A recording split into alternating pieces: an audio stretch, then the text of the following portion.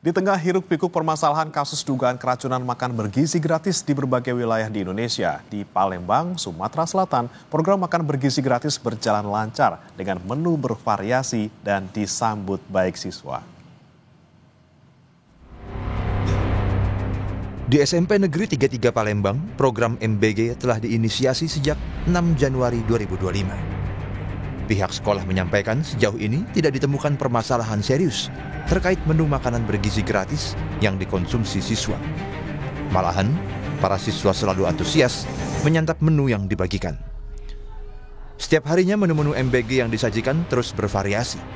Tak jarang, siswa meminta menu yang diinginkan, yang terkadang dipenuhi oleh pihak dapur, namun tetap sesuai dengan kandungan gizi yang sudah diatur oleh Badan Gizi Nasional. Oh, tetap sesuai. Buah ada, sayurnya tetap ada, proteinnya tetap ada. Ya, kalau kita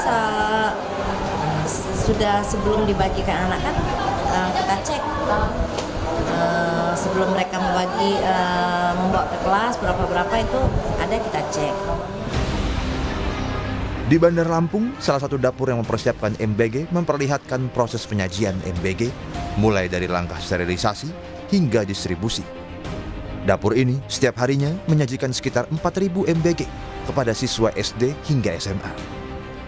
Kepala Satuan Pelayanan Pemenuhan Gizi Enggal Rawalaut II bilang, pihaknya terus menerapkan standar kesehatan yang diinstruksikan dari pusat. Nah, kalau untuk proses higienitas kebersihan sendiri, jadi kita sebelum kita membuka dapur sendiri, kita sudah harus diperiksa oleh dinas kesehatan terkait. Jadi kalau ketika dapur ini sudah berjalan, kita harus melengkapi surat laik higienitas hygiene sanitasi yang dikeluarkan oleh dinas kesehatan kota. Di Serang, Banten, Badan Narkotika Nasional Republik Indonesia bersama Pemprov Banten meresmikan Satuan Pelayanan Pemenuhan Gizi atau SPPG yang memberdayakan 35 mantan narapidana penyalahgunaan narkoba untuk melayani sekitar 3.769 penerima manfaat. Di antaranya siswa, kader posyandu, dan balita. Kepala BNN Komjen Pol Suyudi Aryo Seto bilang, ex-napi penyalahgunaan narkoba memiliki hak yang sama untuk bekerja secara produktif agar bisa kembali hidup normal, bekerja, dan berkarya. Tim Liputan Kompas TV.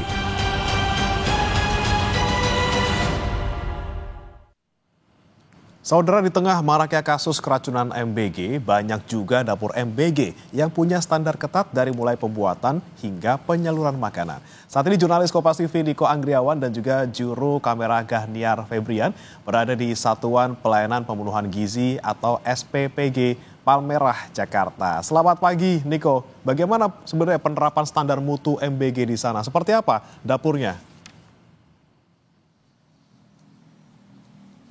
Ya, untuk menjamin mutu dan juga kualitas makanan yang nantinya akan disajikan kepada penerima manfaat, baik itu dari siswa, lalu kemudian ada ibu hamil, balita, dan juga ibu yang melahirkan atau ibu menyusui, nantinya ini tentunya SPPG Palmerah ini terus menetapkan standar operasional prosedur yang wajib ditaati oleh semua karyawan. Termasuk saya yang saat ini menggunakan alat pelindung atau APD mulai dari penutup rambut dan juga masker. Dan saya ingin tunjukkan kepada Anda, saudara, dan juga bagaimana ini terkait dengan apa saja yang ada di dapur atau SPPG di Palmerah yang saat ini masih menjadi percontohan SPPG di manapun, yang mana sudah menerapkan SOP yang bersihnya ini luar biasa kalau misalnya menurut saya ya. Kemudian ini adalah ruang pertama, ini merupakan ruang penyortiran. Penyortiran bahan baku ini dilakukan di ruang pertama ini apabila ada bahan baku yang kualitasnya kurang, ini nantinya akan langsung diretur atau dikembalikan kepada supplier. Dan kemudian ini adalah selanjutnya, ini adalah ruang penyortiran bahan baku yang basah seperti daging ayam, daging sapi, dan lainnya. Ini disortir di sini dan kemudian masuk ke ruang pemeriksaan makanan yang langsung nantinya akan ditunjukkan oleh juru kamera Kompas TV Gahniar Febrian. Ini merupakan ruang pemotongan bahan baku kering yang nantinya akan disiapkan terlebih dahulu untuk sebelum nantinya dimasak pada dini hari, untuk nantinya disiapkan untuk dibagikan kepada penerima manfaat. Dan kemudian masuk ke ruangan selanjutnya, Bremana dan juga saudara, ini merupakan ruang pemotongan basah atau pemotongan ayam, daging, yang nantinya apabila sudah masuk ke dalam atau sudah dipotong, ini langsung akan masuk ke dalam ruang pendingin. Kalau misalnya ruang pendingin ini tentunya saat ini masih belum bisa dibuka ya saudara, dan juga setelah nantinya daging dipotong kemudian masuk ke ruang pendingin, kemudian ada beberapa bahan baku yang kering nantinya akan langsung masuk ke gudang kering. Ini khusus untuk makanan-makanan atau bahan baku yang kering. Dan kemudian setelah dilakukan persiapan, ini langsung dilakukan proses pengolahan oleh karyawan yang ada di SPPG Palmerah Jakarta Barat, mulai dari persiapan pemotongan, masak, yang nantinya akan disiapkan sebelum akan dibagikan ke penerima manfaat.